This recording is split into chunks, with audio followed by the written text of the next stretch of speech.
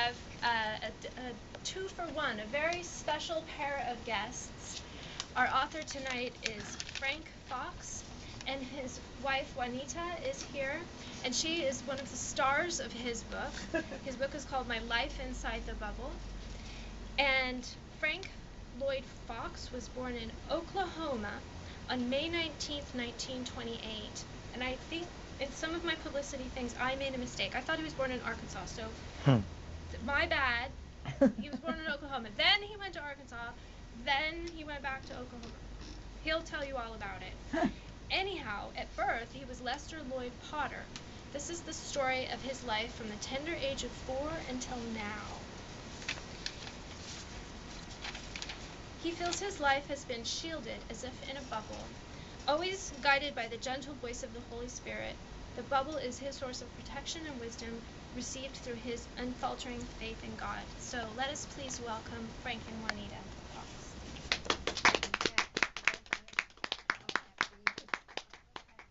Who's going first? Who's going to talk first? I guess I will. Okay. Stuff in there. Now, a little secret. If you buy one of the books tonight, you get 3 for 1. I didn't even explain this to her. But I wrote 2 books before I wrote this one. But they was poem books. And I never did publish them. I did self-publishing. I think I made 300 of each one of them, but I give them all away. But I took most of them and I put in this book. So you're really getting 3 for 1. I enjoyed writing the poems as much or more than I did this, really. I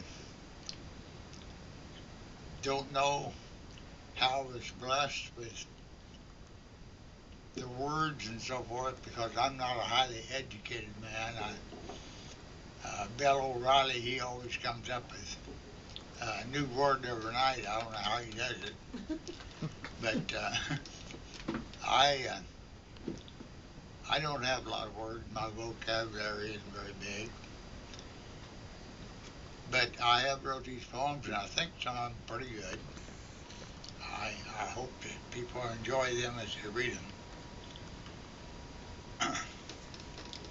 What we sort of figured on doing tonight was these are the titles of the chapters in the book. And I'll go through some of them. I'm not going to tell all of the book, because yeah, nobody will buy it. There's going to still be some secrets hid in there,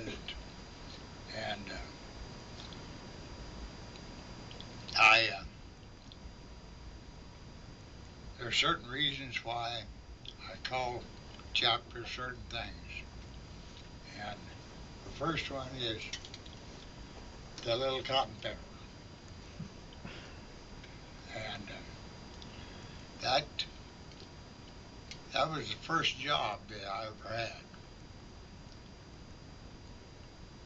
I was 3 years old, and I made a nickel. But I'll go back a little bit on this. This was the first of the Big Depression. We think we're in a depression now, but we're not even close to what it was in the 30s.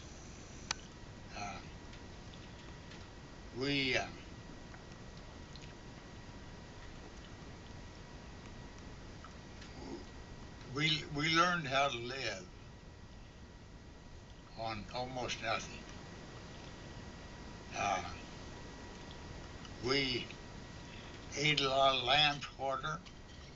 Does anybody know what lamb's quarter is? That's a weed. You see them around here once in a while. Well, we had a lot of them in Oklahoma. And they're the best spinach you can eat. My mother used to can, I don't know how many quarts of lamb quarter.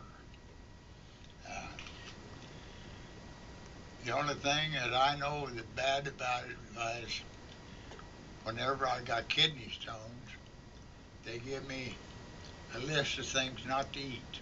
And even the doctor knew what lamb's quarter was because it was on that list. And I don't know what it would hurt, but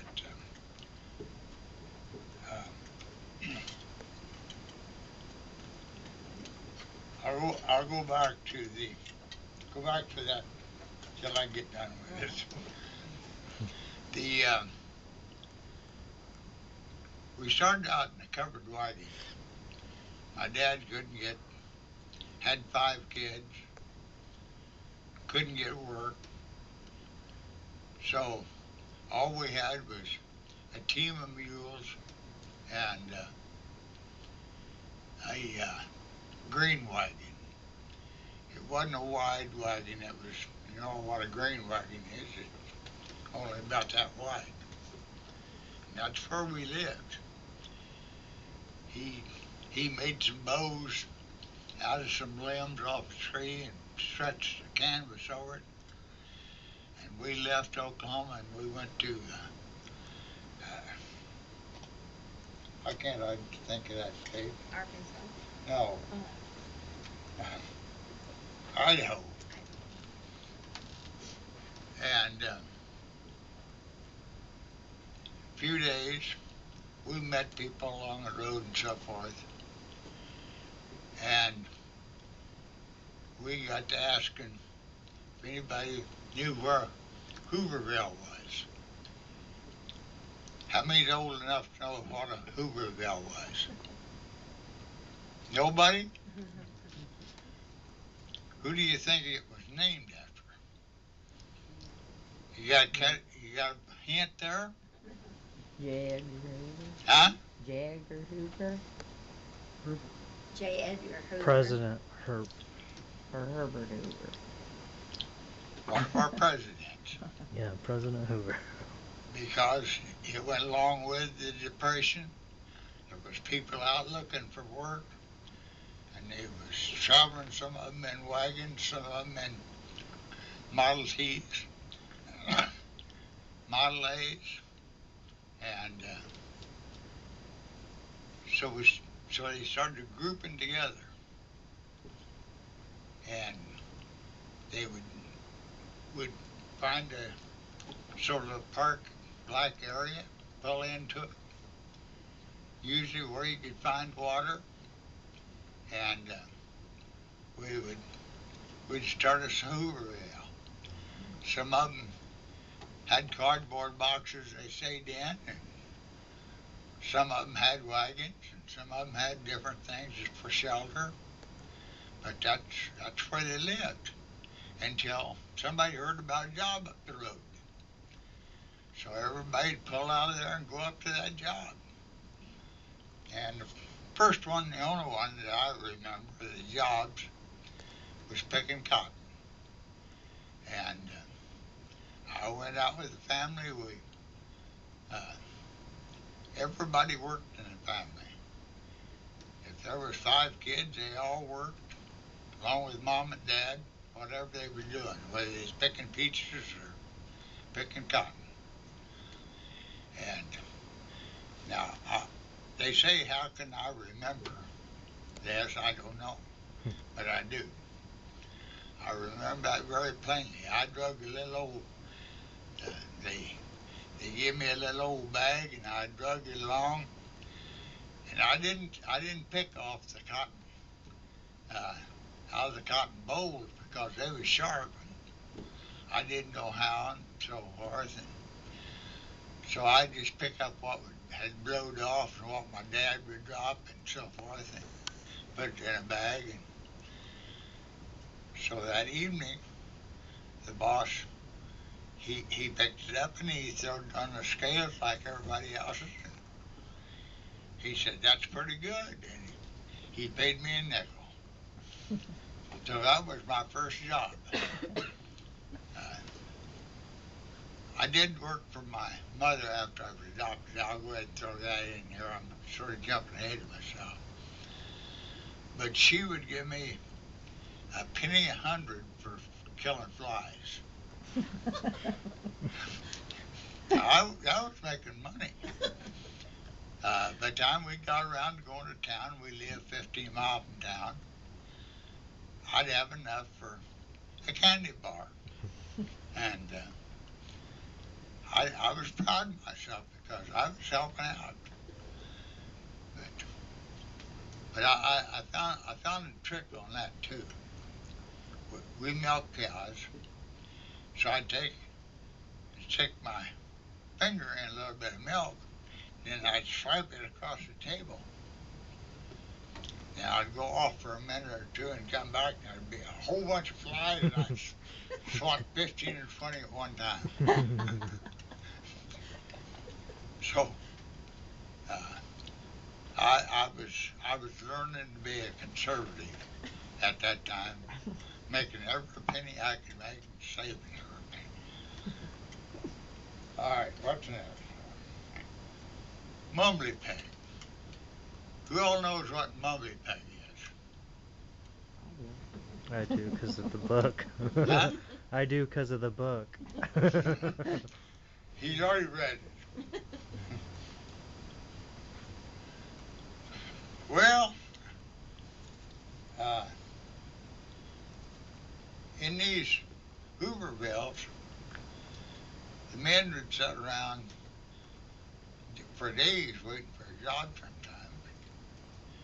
So they come up with a game. And everybody I've told about mumbly peg, they don't know what it is.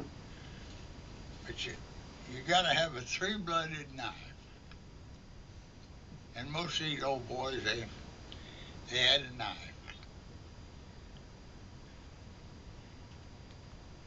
So they'd open up the knife like this. If I can get this whole thing opened up. Like this. Then they would dig up the ground and get it just right. They'd set that knife down in the ground.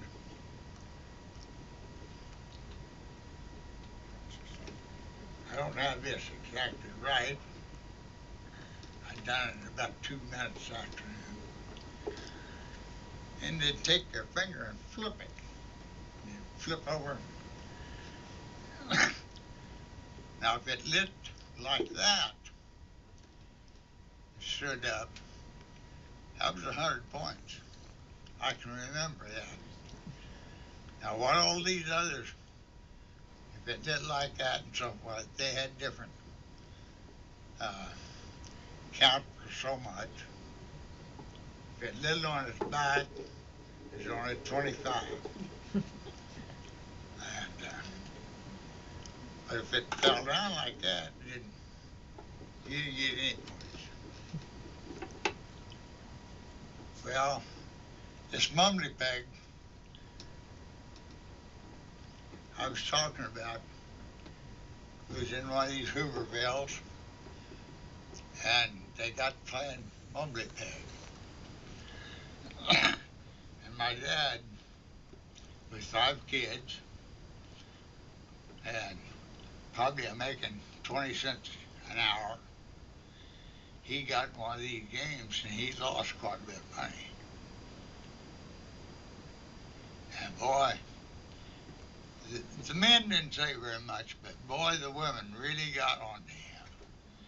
There you have 5 kids to starve, and you're losing all your money just to gambling, and you can imagine what was going through the camp. What's next? Entertaining angels out of where?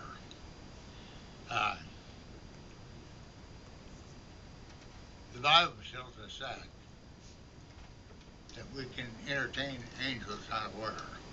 Sometimes we don't really consider them angels, but we can look back and they have really done us a favor for no reason.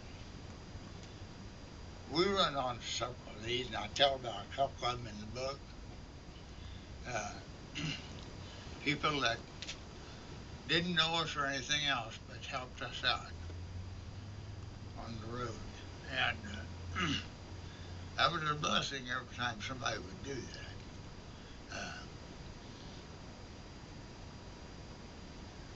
Sometimes I look back and I think, well, I should have helped so-and-so. And sometimes we pass that chance up. And where we could, this lady needs help in a week or so. We might, I probably wouldn't do her any good. By the time I drag my cane a couple of blocks up there, well, I'd be done. But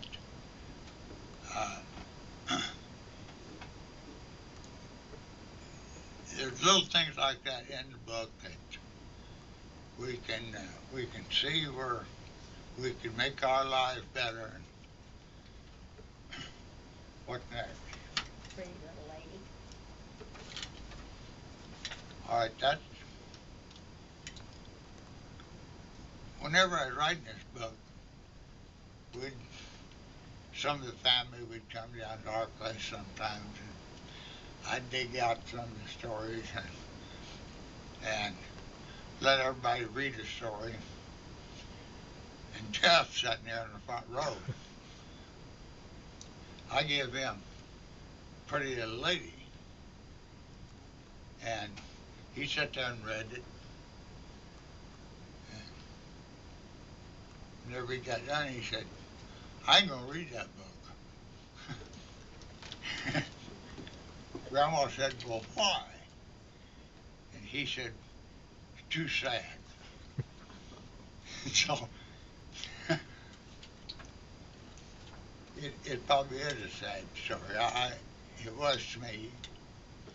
And I sort of get a lump in my throat even reading it again. That story was. No refuge for the chickens.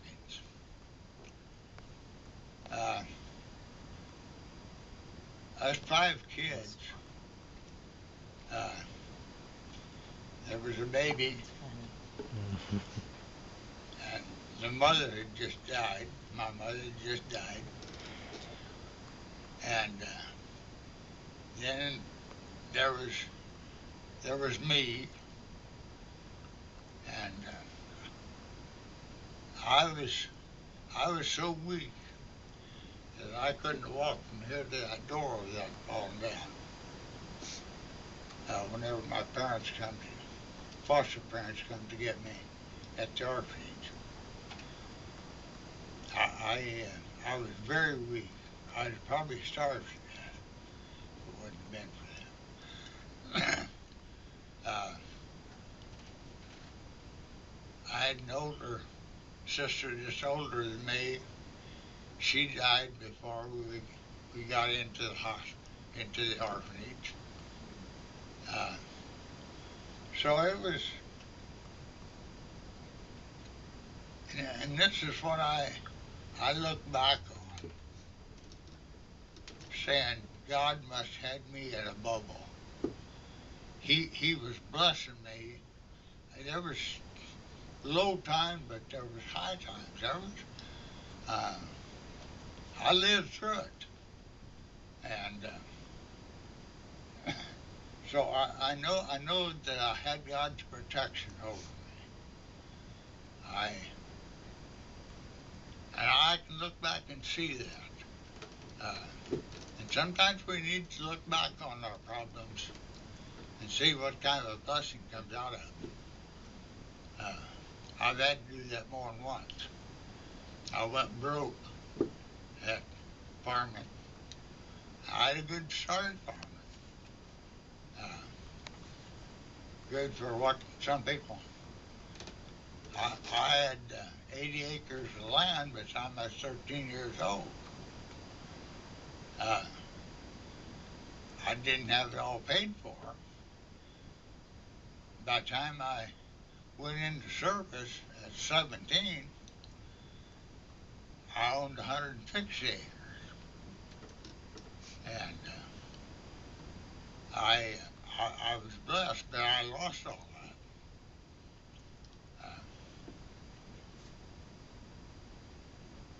that. I didn't lose it all. I'll back up. I didn't lose it all. I still got mineral rights on that. That's paying me off today. And so I've been blessed. What was funny about those chickens? Did I get ahead of myself? Yeah, you did. Yep. Because they're wondering what. This story's funny. All right. Hello. There was a women's club that took my dad to court and took us kids away from him. And they came and got us and put us in the orphanage, state orphanage. And I look at that as a blessing, because I'd have probably starved to death for the time that I was in the orphanage. But I got a brother and a sister that didn't look at that way at all. My brother says all they fed us was beans and taters. Well, it was more than we was getting out there before we went. So that was a blessing even. And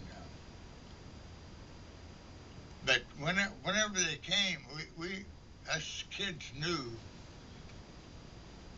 that they were going to come to get us.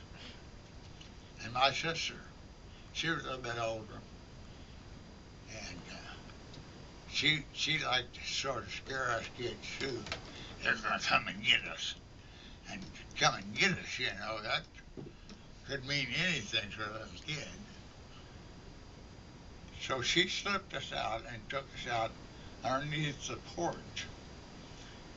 And we got back underneath there, and there was chickens back in there that scratching and digging holes and so forth.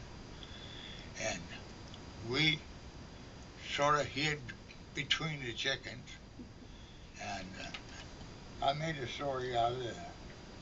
And, but they finally found us.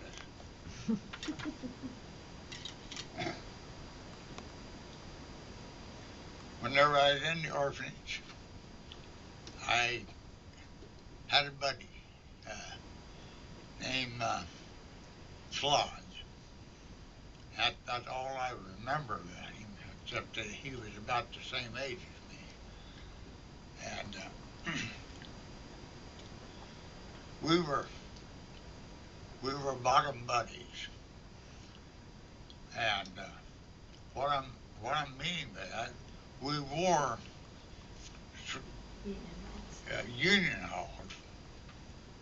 They was called union halls at that time. They were sort of like coveralls, but they buttoned down the back and had a flap down the back, and we couldn't button them up.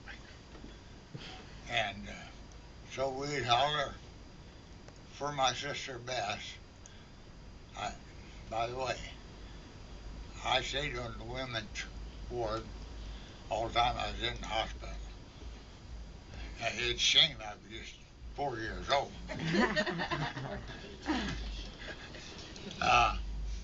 But anyway, we'd start running down the hall hollering Bess, and she'd come and button us up.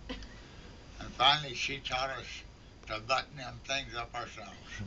So we became bottom buddies. And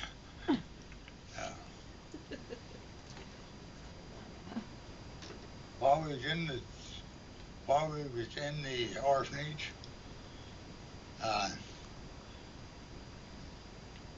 I don't know whether the state paid for it or who, but anyway, we got to go to a picture show. first one that I'd ever been to, and I didn't even know they had pictures shows up until that point. And they took me in and set me in one of them folding seats. And that thing, whenever I sat down in it, they set me in it, it started folding up on me. That monster was going to eat me.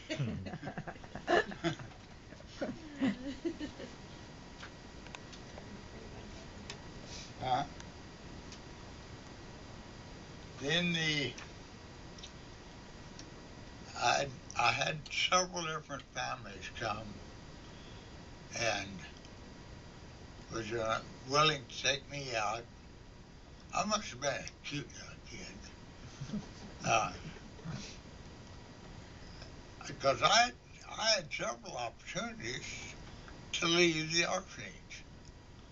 And I would just throw a wall-eyed fit every time somebody would want to take me out. And I almost went with one family. They told me they run a bakery. And they told me that they made bread, fresh bread. And they told me they made out of flour. I thought they said flowers. And I thought, boy, that's going to be the prettiest bread. And I almost went with them, but I didn't. But when the foxes come, they were sort of getting on to me. And the attendants told me, said, one of them come around and pulled me over to the side, and she said, if you don't go with them and you start throwing a fit, I'm going to give you a bath in hot water. Well, I can imagine that she was just going to scold me. So I went with them, which probably was the smartest thing I ever done. Because that's the main thing that I wanted to put over in this book was the love that the Fox family give me. They had lost their son. They had a son born just a year before they come and got me. And he died 1 day old. And so they was looking for a child to take care of and to love. And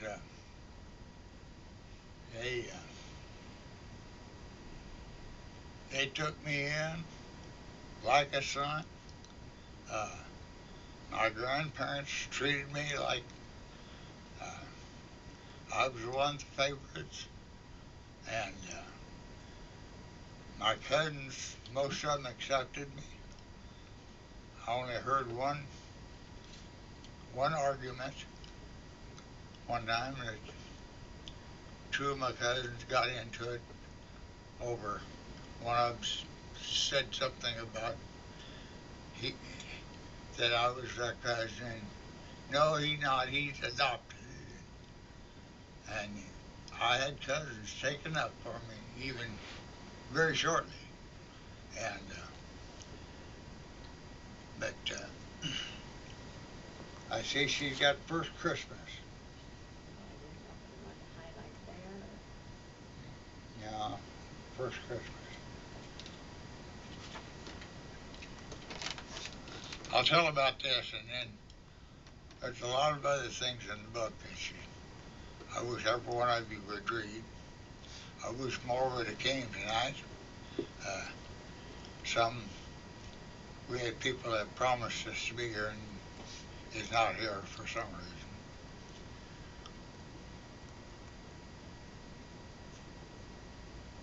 reason. This first Christmas is a funny little story that you don't want to miss that.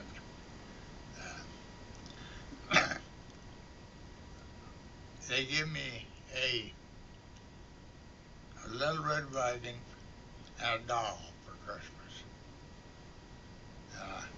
a lot of people say, would think, what would you give a boy a doll for? Well, my mother was out of the way. And she sort of taught me to be a good dad with that doll. Because whenever I lay that doll out and leave it in the rain and so forth, she'd tell me, she said, well, you never will make a good dad. And so, I don't know, maybe I was. Did I? Yes? You learned well. Okay.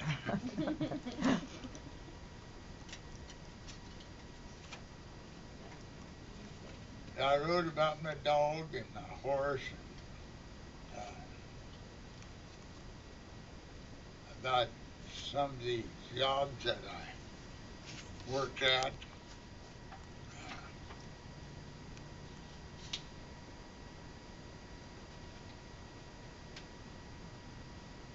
Oh, they ought to read that one too, but that's too long to tell.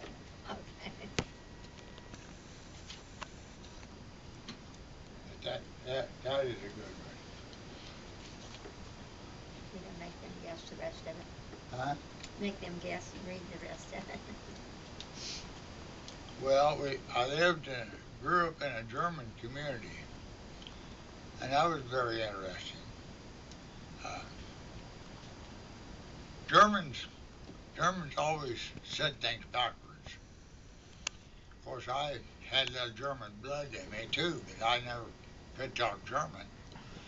But they always said things backwards, and I remember we had one work for us, and his dad. He was raised about 10 miles down from us. But his dad got up there one day and was talking to my dad. He said, my boy, she is looking for a job. And I remember my dad hired him. He was a good worker. But it was just sort of funny the way they said things. And as I grew up and got older and so forth, we had a neighbor, a German neighbor, and I had a friend, Raymond Albert. He's still a special friend of mine. I go back and see him in Oklahoma and make a visit with him. But anyway, we had a contest going with this German fellow. He liked both of us guys. And he loved to talk. And he'd come out the car whenever we'd start to leave. And he'd talk to us, and whenever he would slow up talking, we'd stop the car and let him catch up. And then he'd get telling a big story, and we'd edge our car up. We had a big contest how far we'd get him down the road.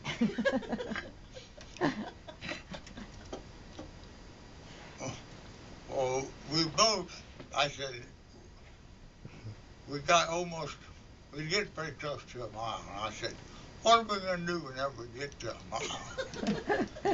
Who's won? He said, well, we're going to have to get us a new target. But we both made it. We both got him the full mile. There was a schoolhouse down there, and we'd talk to him and edge him down that road. A few steps at a time. He loved to talk to us. And his brother, he lived just a mile over from me. And I couldn't go to town without him coming out the road. Well, I'll ride with you. and he'd crawl in there, and I had this old rickety truck, and he'd tell me jokes all the way to town, and I never did understand a word he was saying, but he would just laugh. Of course, he had me laughing too. So I'm going to let you find out the rest of this book. But it's like my pastor said. He was talking about it in church. And he said, I had a book signing there, and he said, you'll be a crying one page, and the next page you'll be a laughing. That's So- true. Yeah. That's true. Does anyone have any questions for Frank or Juanita? Well then, thank you all, and I hope that you'll stay, buy some books, and enjoy the cookies. Thank you very much.